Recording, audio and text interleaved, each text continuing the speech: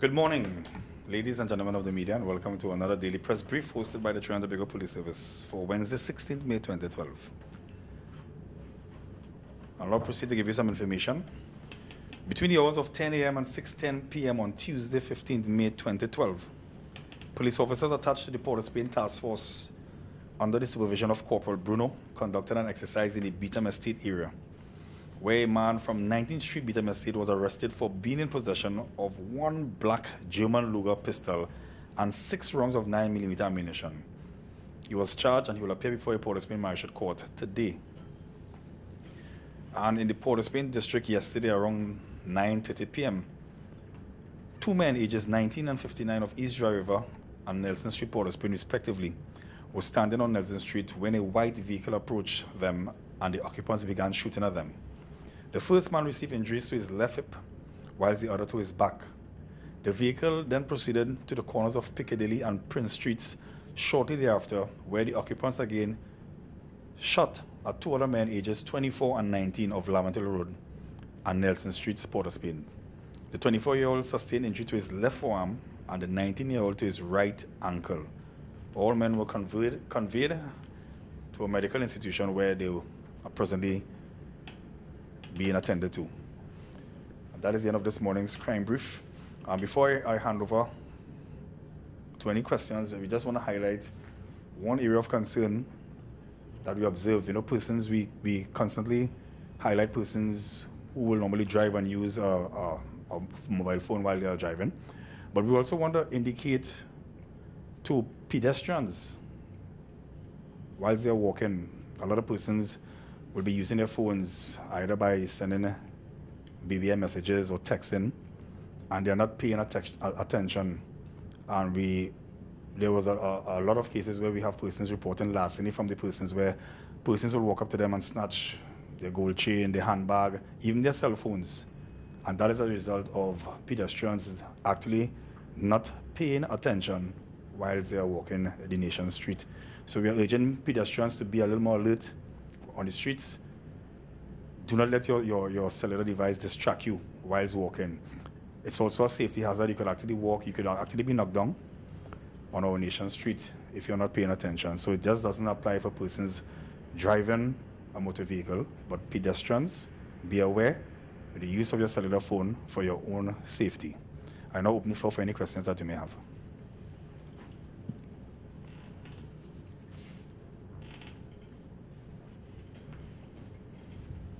Sarge, good morning.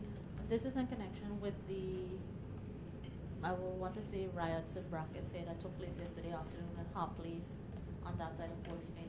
Can you tell us, now we've been told that the shootings last night, we're not sure about the times because we've been told that it happened a little bit earlier. We want to know how you all intend to deal with that, because the footage last night on TV showed officers trying to arrest persons for inciting violence, and other persons who were also like putting debris across the road and expressing their anger over unemployment and other ills in the area. Can you tell us how you all intend to deal with that, particularly in that area, because you may see more situations arising? Well, what you're saying, though members of the public may have a right to protest as a result of issues that they may be facing, the members of the police service, we are saying that they don't have the right to obstruct the free passage of the road, to obstruct persons on the road, and to be violent on the nation's road. So the police service will be dealing that with the strongest arm of the law. We'll be adopting a zero tolerance as it relates to persons committing infractions of the law during their protests. So it's okay to protest, you can do it peacefully, and we are totally against the whole issues of violence on the road, blocking up of the roadway, and we're going to be dealing with that in a robust way as time goes along. Last night, the footage that I personally saw on CNC3 showed officers actually brandishing their guns, pointing at persons in a manner that, if anything were to happen, it would leave a lot of questions as well. And then we also saw footage of officers actually kneeing persons in their back, kicking them while they're being handcuffed.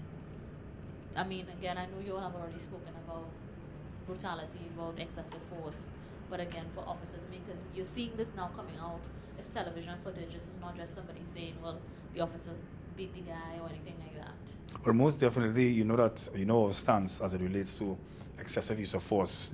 The police service will not condone the excessive use of force.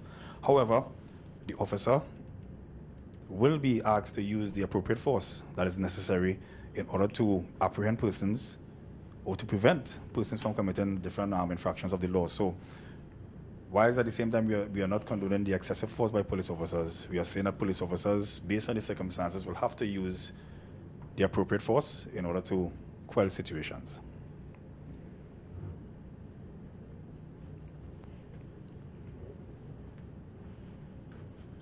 Any other questions? One more. What about the officer who was involved in the accident last weekend before in Arima? What's his condition, and what's the status of the investigation? Well, he's in a stable condition. He's still hospitalized. He's in a stable condition at present.